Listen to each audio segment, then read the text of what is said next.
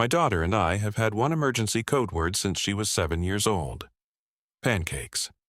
It doesn't mean anything's a little wrong. It doesn't mean she wants to talk. It means one thing and one thing only. And we agreed on it at a kitchen table when she was small enough to sit on a phone book. Come get me, right now. Ask no questions. I'll explain later or I won't, but come. We made it because of a sleepover. She was 7 and she was at a friend's house, and something felt bad to her. A grown-up who was drinking, a door that wouldn't stay open, and she didn't have the words and she didn't want to be rude, and she sat on the edge of a bed for 2 hours feeling sick because she didn't know she was allowed to just leave. So her mother and I gave her a word. We said, you never have to explain. You never have to be polite about it. You never have to be sure. If you feel it, you send the word, and one of us is in the car before you finish typing, and nobody will ever ask you to justify it. Not ever. She used it 4 times growing up. A party in high school. A ride home from a boy that went wrong before it went anywhere. A thing at a lake house I never got the full story on and never asked for. Each time I came, and each time I asked nothing, and each time she learned the word was real. The last time was 11 years ago. She was 15. She's 26 now. She's married. She has her own house 40 minutes from mine, on the other side of the county. A nice house on a cul-de-sac with a basketball hoop the previous owners left up. Last Tuesday, at 6:52 in the evening, my phone buzzed on the workbench in my garage. One word, pancakes. I want to tell you what 11 years does. For 11 years that word sat in a drawer in the back of my mind, and I almost forgot it was there. And then, it came up on my screen and I was 19 again. I mean, my body was my hands, my breathing. I have never moved so fast in my life. I did not text back. That's the rule. You don't text back because texting back is asking a question, and the whole point of the word is that there are no questions. You just come. I was in the truck in under a minute. I called nobody. I drove. 19 minutes. I made a 40-minute drive in 19 minutes, and I don't remember most of it, and I'm not proud of the parts I do.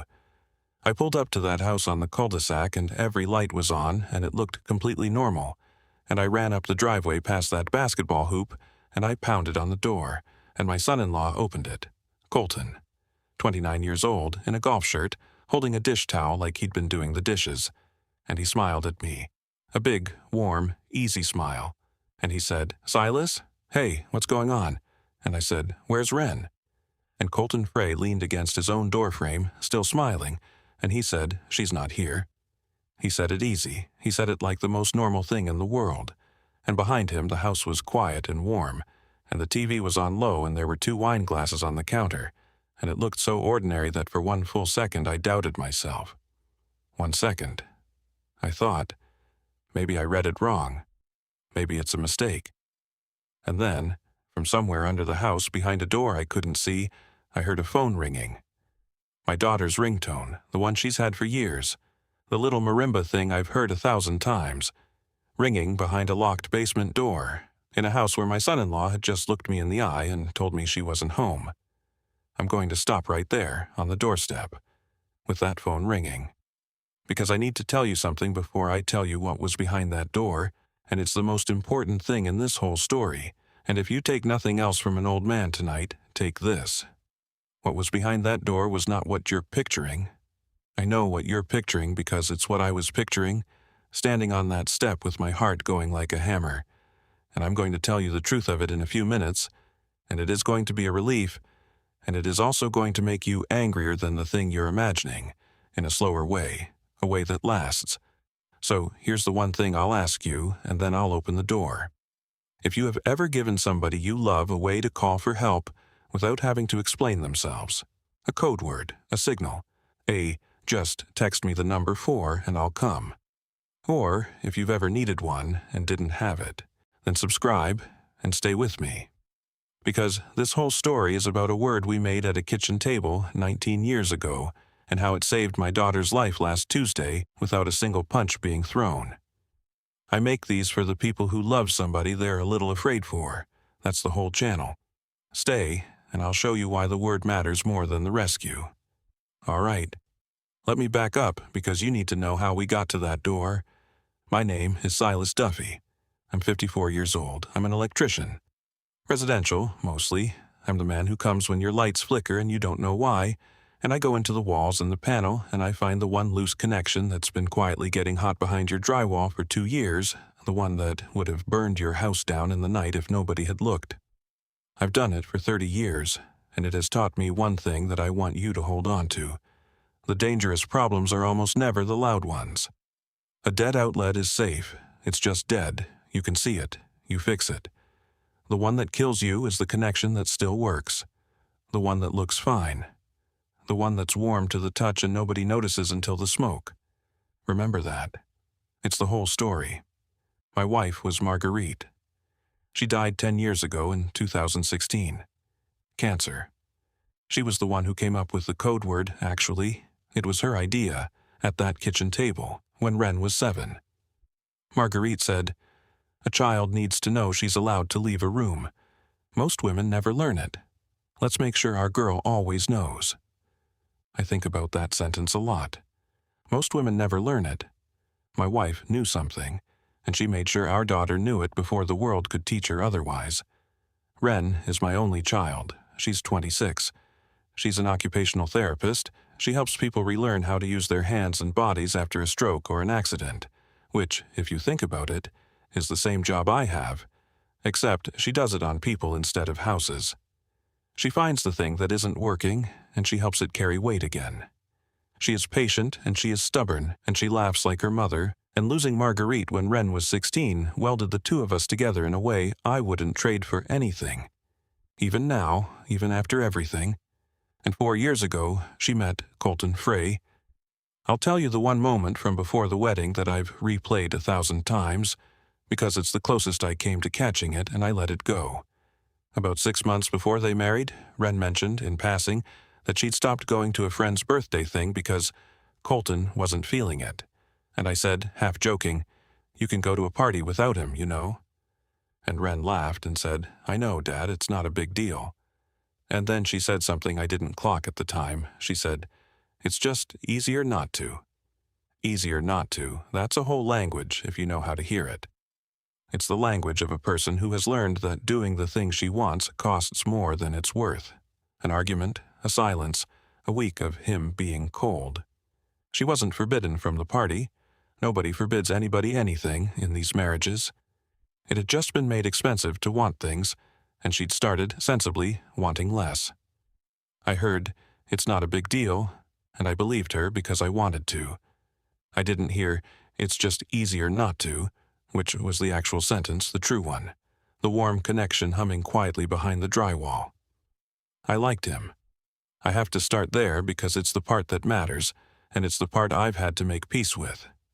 Colton was easy to like. He's charming, not slick charming, not obviously, a salesman charming, warm. He remembered things. The first time he came to my house, he noticed I had my father's old hand planes on a shelf, and he asked about them. And he listened to the answer, and 3 months later he asked a follow-up question about the same planes, which meant he'd actually kept it in his head. That's a rare thing. That's a thing that makes a man think, this fellow pays attention. This fellow cares. He had a good job selling medical equipment to hospitals. He opened doors. He called me sir for about a month until I told him to knock it off, and then he called me Silas, and it felt like being let in. At the wedding 3 years ago, he gave a toast about Wren that made the whole room cry, including me. He talked about how she'd taught him what it meant to really take care of someone. And I stood in the back of that room and I thought, my girl is going to be looked after. After everything she lost, after losing her mother at 16, she found a man who's going to look after her. I'll tell you exactly when I first felt something was wrong. Because it's so small, you'll understand how a person misses it. It was about a year into the marriage. A Sunday dinner at my house. Wren was telling a story. She's a good storyteller, like her mom. And she was maybe 30 seconds in, and Colton, very gently, very warmly, put his hand on her arm and said, "Babe, you're telling it wrong. Let me." And he took the story and finished it. And he told it well, and everybody laughed, and Wren laughed too. And I noticed she didn't tell any more stories that night. That's it. That's the whole thing. A man finishing his wife's story at Sunday dinner. If I described that to a police officer, he'd look at me like I was wasting his time. There's no crime in it, there's barely anything in it, but I'm an electrician. And that was a connection that was warm to the touch. I didn't do anything. What would I have done? Son, don't finish her stories? He'd have laughed, and he'd have been right to, and Wren would have been mortified. So I filed it away, the way you note a warm outlet and tell yourself you'll keep an eye on it. And I kept an eye on it, and over the next 2 years, I watched my daughter get quiet. I'm going to list the way it went, the way I saw it from the outside, because somebody watching this is seeing these exact things in someone they love right now and calling them nothing. She stopped telling stories at dinner. I said that. It kept going. By the 2nd year, she mostly agreed with things. She used to argue with me about everything, cheerfully, the way you do with a father you're not scared of. That stopped. She started checking her phone in a particular way when we were together. Not idly, quickly, and then putting it face down, and something crossing her face. I know now those were texts from him. Where are you? When are you coming home? Who are you with? I didn't know it then. I thought she was busy. She got thin, not dramatically, just less of her. She quit the book club she'd loved for 6 years. There was a reason. There's always a reason, and the reason is always sound. The drive was too far. The group had changed. She was tired. Every single thing had a reason, and every reason was believable, and that is exactly, precisely, how it works. It is never one big, unbelievable thing. It is 40 small, believable things. She started saying, "Colton thinks," as the front of her sentences. Colton thinks we should skip Thanksgiving this year. Colton thinks my hours at work are too much. Colton thought a great deal, and my daughter, who used to think out loud more than anyone I've ever known, increasingly only thought what Colton thought. And the money. This is the one I should have caught because it's my daughter and I know her. Wren made good money. She'd made good money for years, and somewhere in there she started saying she was tight this month. And once she asked to borrow $400, which she had never done in her life, and she paid it back and was strange about it, embarrassed, and asked me not to mention it to Colton. Don't mention it to Colton. My daughter, borrowing $400 of her own money's worth from her father, and asking me to hide it from her husband. I know now that Colton had moved them to a single joint account that he controlled, and that Wren, a 26-year-old woman with a good career, had to ask him for money and account for it, like a child getting an allowance. She was earning a full salary and she couldn't buy a coffee without it showing up somewhere he'd see it and ask about it. Here's what I want you to understand, and I need you to really hear it, because it's the thing that took me 54 years and nearly losing my daughter to learn. None of that is illegal. Not one bit of it. Finishing her stories. Texting her constantly. The joint account. Colton thinks. Getting her to quit the book club. There is not a single crime on that entire list. You cannot call the police and report that your son-in-law finishes your daughter's sentences and controls the checking account. They would not even write it down. And that is the trap. That is the whole trap. The thing that was happening to my daughter was every single step of it. Perfectly legal, perfectly deniable, perfectly explainable. And it was killing her by inches, and there was no outlet you could point to that was obviously dead. Every connection still worked. Everything looked fine. It was all just warm to the touch. Now, let me open the door. Because you've been standing on that step with me long enough, and it's not fair to make you wait the way I had to. I heard the phone ringing behind the basement door. And something in me that had been polite for 2 years, polite about the stories, polite about the money, polite about all of it, something in me stopped being polite. I did not push past Colton. I want to be accurate. I looked at him and I said, "Colton, move." And he didn't. He kept smiling, but the smile had changed, and he said, "Silas, I think there's been a misunderstanding. Wren's at her sister's, and Wren doesn't have a sister, and he knew I knew that, and I think that's the moment we both understood that the easy part was over. I'm 54, and I've carried panels up ladders for 30 years, and Colton is 29 and sells things to hospitals. I moved him out of the doorway. I didn't hit him, I just moved him, the way you move a ladder that's in your way, and he was so surprised that a middle-aged electrician had done it that he didn't do anything at all. The basement door was off the kitchen. It was locked. A little privacy lock. The kind with the hole in the knob you can pop with a screwdriver. Except I didn't have a screwdriver, and I wasn't going to go look for one. I put my shoulder into it twice and the frame gave, because interior doors are hollow and the strike plates are held in with 3/4-inch screws, which is a thing I know because it's my job, and the door came open. And I went down those stairs saying her name. And I need to tell you what I found, because I promised you the truth, and here it is. My daughter was sitting on the floor of the basement, in the corner, with her back against the dryer. She was not hurt. I need to say that first, the way I wish someone had said it to me before I went down those stairs, because I aged a decade on the way down. She was not bleeding, she was not tied up, she was not locked in by him. She had locked herself in. There was a laundry basket shoved up against the door from the inside. I'd knocked it over coming through. She had a packed bag next to her, a duffel, zipped. She had her shoes on. And she was holding a second phone, a cheap little prepaid thing in both hands, and her own phone, the one that had been ringing, was on the floor across the room where she'd left it on purpose.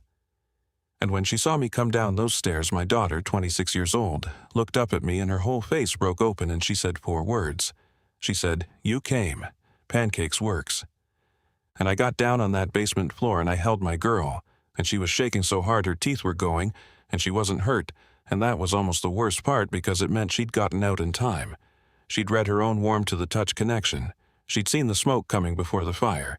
And she'd made a plan and hidden a phone and packed a bag and gotten herself behind the one door in that house that locked, and she'd sent a word we invented 19 years ago, and she'd waited. She saved herself. I just drove. Let me tell you why she was in the basement, because it matters, and because it's the part that will teach somebody watching this how to think about their own bad night. Wren had decided, that week, to leave him. She'd been deciding for months, the slow way, the way you have to. And she'd done something first that I am so proud of I can barely say it. She'd called a domestic violence hotline 3 weeks before, from her car in a parking lot, and a woman on the other end had talked her through what's called a safety plan. And the safety plan is why she's alive. So I'm going to tell you what was in it, because it's free and it's real, and one of you needs it tonight. The hotline told her, the most dangerous moment in a controlling relationship is the moment you leave. Not the years before. The leaving. That's when it can turn. That's when a man who has never once raised his hand can decide that if he can't control you, he'll do something else, and so you do not announce it. You do not have the big confrontation in the kitchen. You get your documents together quietly. You put a bag somewhere he won't look. You get a cheap phone he doesn't know about because he can see everything on the one he pays for. And you identify in advance the safe room. The room with a door that locks and ideally a second way out, and you know how you'll get to it. She did all of it. My 26-year-old daughter did every single piece of it in secret, terrified, for 3 weeks. And that Tuesday, it went wrong, the way it does. She'd meant to leave while he was at work. But he came home early, and she wasn't ready, and he could tell something was off. These men can always tell. They're experts at reading you, that's the whole skill. And he started asking questions, and following her from room to room, and taking her phone to check something, and not giving it back. And she felt it. The thing she'd been trained by, a hotline to feel. She felt the night starting to turn. So she did what the plan said. She didn't argue, she didn't announce anything. She said she was going to switch the laundry, which was the reason she'd chosen the basement weeks ago, a door that locked, and a set of bulkhead cellar doors to the backyard as a second way out. She went down, and she locked the door, and she put the basket against it, and she took out the phone he didn't know she had. And out of everyone in the world she could have texted, a friend, a shelter, 911, she texted one word to her father. Pancakes. Because 19 years ago, at a kitchen table, her mother and I promised her that word meant someone comes and asks no questions, and in the worst moment of her adult life, the thing she reached for was the promise we made her when she was 7. I have thought about that every hour since. We gave her a lot of things. College, a car, a wedding. The thing that mattered, the thing that saved her, cost nothing. It was 6 syllables and a promise made at a kitchen table, kept for 19 years. Now. The 911 call. Because the topic of tonight, the reason I'm telling this is that I called 911 the second I got that door open, and people have asked me why, if she wasn't hurt. I need you to understand this part, because it's the single most useful thing I learned, and it's not obvious, and I got it from the same hotline Wren called. I called them myself later that week to thank them, and I asked a lot of questions.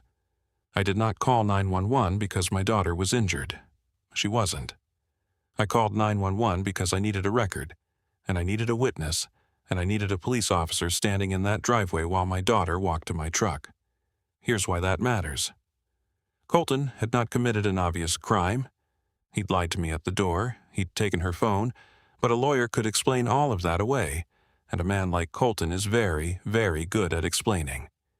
If I had simply taken my daughter and driven away, then by morning the story would be his story, that his unstable wife had a breakdown, and her father broke into their home and assaulted him, which, technically, I had put my hands on him and broken his door. But when you call 911, several things happen that protect the person leaving. An officer comes, and there is now an official time-stamped record that on this night, at this address, this woman left this home in fear. That record is the foundation of everything that comes next: a protective order, a divorce, custody if there are kids. Without it, it's her word against his, and his word is smoother. The officer can stand there while she gets the rest of her things, so the leaving is witnessed and safe, and nobody can say what happened in that driveway except the person in uniform who saw it. And, this is the part people don't know, in a lot of places, the officer can connect her, that night on the spot, with a domestic violence advocate. A real person whose entire job is the next 72 hours. So I called, and I want to give you the exact words I used because I'd thought about it, standing in that basement with my arm around my shaking daughter. I did not say my son-in-law kidnapped my daughter, because he hadn't, and a false report helps nobody. I said, my daughter needs to leave her home tonight, and she's afraid of her husband. There's no weapon and nobody's injured. I need an officer to come so she can leave safely and so there's a record. She's with me and she's okay. Calm, accurate, true. Because here's the last thing the hotline taught me, and I'll give it to you plain. The goal is not to win the night. The goal is to make her safe next week. And next week is built out of what you do right in the 10 minutes after you get the door open. A documented, witnessed, lawful exit is worth more to a woman leaving a man like Colton than any satisfying thing I could have done with my fists. And I am 54 years old, and I have never wanted to do something with my fists as badly as I wanted to that night, and I didn't. And that restraint is the most useful thing I have ever done for my child. There's one person I haven't told you about, and she was on the phone before the police even left. While the officer was still talking to Wren by my truck, he'd done the thing I told you about. He'd looped in a domestic violence advocate. Her name was Bao, and she called Wren's new prepaid phone that same night, at nearly 10 o'clock, and she talked to my daughter for 40 minutes while I drove us home. Bao is not a police officer and not a lawyer. She's something in between and outside of both. A person whose entire job is the first 72 hours after a woman leaves. She told Wren what to expect. That Colton would call and be warm, and then be cruel, and then be warm again, and that this was not him having feelings, it was him running a program, and that she should expect it and not be surprised by it and not answer it. That was worth more than gold, because when it happened, and it happened exactly like Bao said, that same pattern, warm, cruel, warm, Wren could see it as a machine instead of a man, and it had no power over her because Bao had shown her the gears the night before. Bao is the reason I know most of what I've told you tonight. I called her myself later that week and I said, I'm her father, I don't know what I'm doing, teach me how to help. And she did. Everything useful in this whole story I learned from a woman whose name I didn't know a week ago. 2 officers came, 9 minutes. And Colton, I want you to hear how this went because it's the whole education. Colton was magnificent. He was calm and warm and concerned. He met them on the porch before they reached the door, and he said his wife had been struggling with her mental health, that she'd stopped sleeping, that he'd been so worried, that her father hadn't been right since his wife died, and had now broken in and put hands on him. And he lifted his shirt to show them where I hadn't actually. But he'd made a red mark somehow. I still don't know how. Maybe he did it himself on the doorframe. He was so good, he was so smooth.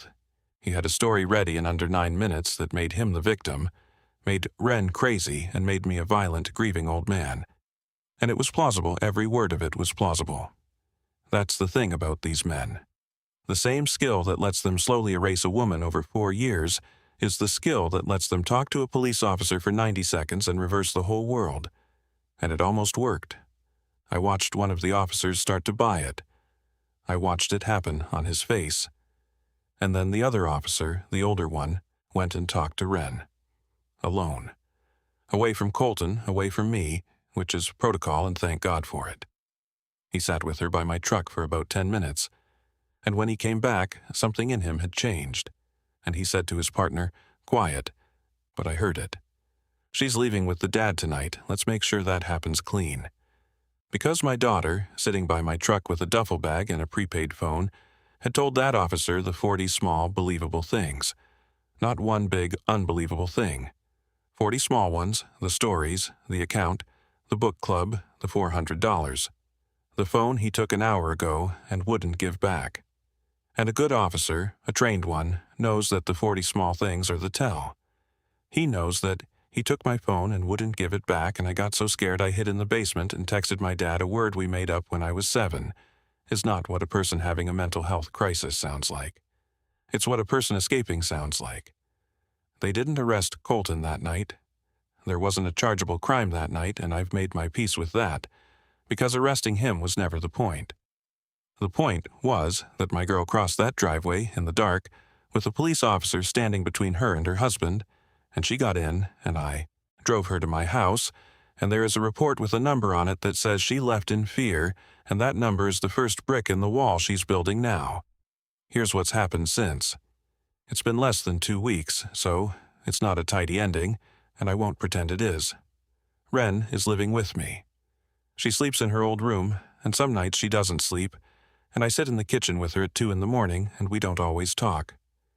The first 3 nights she jumped every time her phone buzzed, and then she blocked his number, and then she got a lawyer, and the lawyer had her get a different number entirely.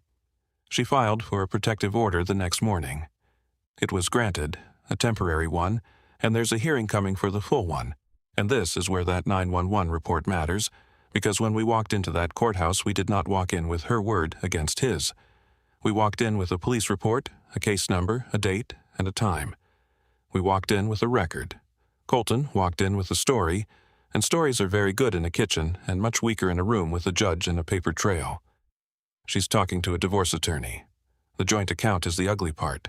He'd moved her money into an account he controlled, and getting it untangled is going to take months, and some of it may be gone. That's the thing that makes me angriest, still, the money, because it was so deliberate. He didn't take her money because he needed it. He took it because a woman with no money can't leave, and he knew that. And that was the point of it all along. Colton has called me 4 times. I haven't answered. He's texted things, long ones, warm ones, then cold ones, then warm again. The same pattern he ran on my daughter for 4 years.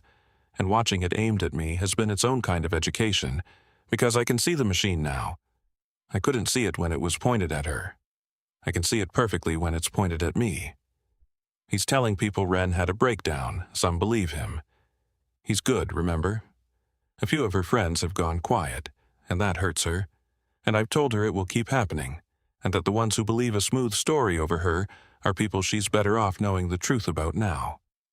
Her mother's friends, though, the women who knew Marguerite, not one of them wavered. Not one. They showed up with food and a locksmith and a name of a good lawyer. I've thought about that. The people who really knew my daughter and really knew her mother took about 4 seconds to believe her. It's the people who only knew Colton's version of her who had to think about it. I asked Wren something a few nights ago that I'd been afraid to ask. I asked her why she stayed as long as she did, and I asked it carefully, because it's a question that can sound like blame, and it isn't, and I never want her to hear it as blame.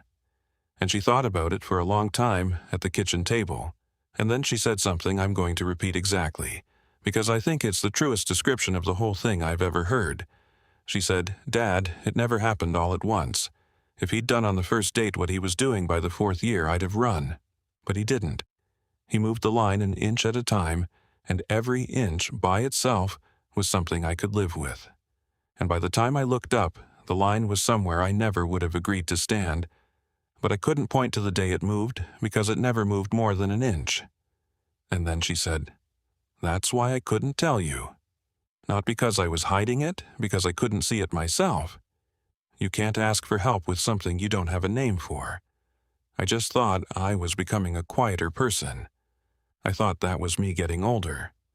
I didn't know it was being done to me until I called that hotline, and a stranger described my own marriage back to me before I'd finished 3 sentences. I have not been able to stop thinking about that. She didn't have the word, not pancakes, the other kind of word. She didn't have the word for what was happening, and you cannot escape a thing you cannot name, and the whole machine runs on exactly that, on making sure the person inside it never gets the words. I want to tell you the thing I got wrong, because I've watched enough of these to know that the honest part is the only part that helps anybody. I saw it. That's the thing I have to live with. I am an electrician. I have spent 30 years finding the warm connection behind the wall, the one that still works, the one nobody notices. It is literally my entire profession to see the dangerous thing that looks fine. And I watched my own daughter get quiet over 2 years, and I noticed every single sign. The stories, the phone, the Colton thinks, the $400 she asked me to hide. I noticed all of it, and I filed it away, and I told myself I was keeping an eye on it. Keeping an eye on it. As if watching a house burn slowly is different from watching it burn fast. Why didn't I say something? I've had 2 weeks to be honest about it, so here it is. Because saying something felt like it would cost me my daughter. Because if I sat Wren down and said, "I think Colton is controlling you," and I was wrong, I'd have insulted her marriage and her judgment and maybe lost her. And if I was right, this is the part I'm ashamed of. If I was right, she might have defended him and pulled away, and I'd have lost her faster. That's how it works. That's how these men wall a woman off from her family. They get the family to either stay silent or get pushed out, and either way the woman ends up alone. So I stayed silent. To keep her. And I almost kept her right up until the night she had to hide in a basement. Here's what I should have done, and what I'm begging you to do if you're watching somebody you love disappear by inches. I should have said the true thing without the accusation. I should never have said, "Colton is controlling you," because that's a verdict, and it makes her his defense attorney. I should have said, over and over, in a dozen small ways, "I love you. Nothing you could ever do would make you unwelcome in my house. If you ever needed to come home, for any reason, you would never have to explain it to me. The door is open, and it stays open, and there's no version of your life where it isn't." That's it. You don't attack the man, you just keep the door open, out loud, on the record, so many times that when the night comes, she remembers there's a door. I did that once, thank God, 19 years ago, without knowing what I was doing. I gave her a word that meant the door was open, and I spent it that Tuesday, and it worked. But I should have been saying it the whole time. Every Sunday dinner. I should have been reminding my grown, married daughter, gently, constantly, that home was still home. Not because I suspected Colton to her face, just because a person being slowly convinced she's alone needs to hear from somebody that she isn't. One more thing, and then I'll let you go. Last Sunday, 6 days after the basement, Wren came downstairs in the morning and she was quiet, and she sat at my kitchen table. The same table, actually. We've had it 30 years. It's the table where her mother and I gave her the word when she was 7. And she said, "Dad, can you teach me how the door came open? The basement door? I want to know how you did it in case I ever..." And she didn't finish it, but I knew what she meant. In case she's ever on the wrong side of a locked door again and there's no one to call. So I taught my grown daughter how an interior door is actually held shut. That the lock isn't the point, the lock is nothing, a lock on a hollow door is theater. The strike plate is held by 3 little screws into soft pine, and a shoulder or a good hard kick to the right spot, and the frame gives every time. I showed her where. I made her practice the motion on the pantry door until she could do it. And I watched my daughter learn that a locked door is not as strong as it looks, and I thought, neither was the marriage. Neither was any of it. It all looked so solid. The charming husband, the nice house, the joint account, the story he tells. It looked like a locked steel door, and it was hollow pine with 3 little screws, and the second one person put a shoulder into it, the whole frame gave. That's what I want to leave you with. The thing that's trapping somebody you love, or trapping you, the thing that looks so permanent, so locked, so impossible to leave. Look closer. It is almost always hollow. It is almost always held shut by something much smaller than it appears, and it will give all at once the moment somebody stops being polite about it. You just have to know it's allowed to give. You have to know you're allowed to leave the room. Most people never learn that. My wife knew it, and she made sure our girl knew it, and it saved her life. So here's my question, and I read every one. Wren reads them with me now at that same table on Sunday mornings. Does somebody you love have a word? A way to reach you that costs them no explanation? A signal that means come and ask nothing? If they don't, if there's a person in your life you're even a little afraid for, then make one. Tonight. Text them and say, here's our word, and here's what it means, and I will come, and I will never ask you to justify it. It takes 5 minutes and it costs nothing, and it is the single most powerful thing I have ever given another human being, and I didn't even know it at the time. And tell me in the comments, not the word, keep the word between you, but tell me you made one. Just say, we have a word now. Because somebody made one for me to read about tonight, and it might be the thing that gets read at 2 in the morning by the one person who needs to know they're allowed to leave. And if this reached you, subscribe, I'll be here. I told you at the start who I make these for. The person who loves somebody they're a little afraid for. Turns out, that's all of us eventually. 19 years ago, I gave my daughter a word at a kitchen table. Last Tuesday, it brought her home. Give somebody a word.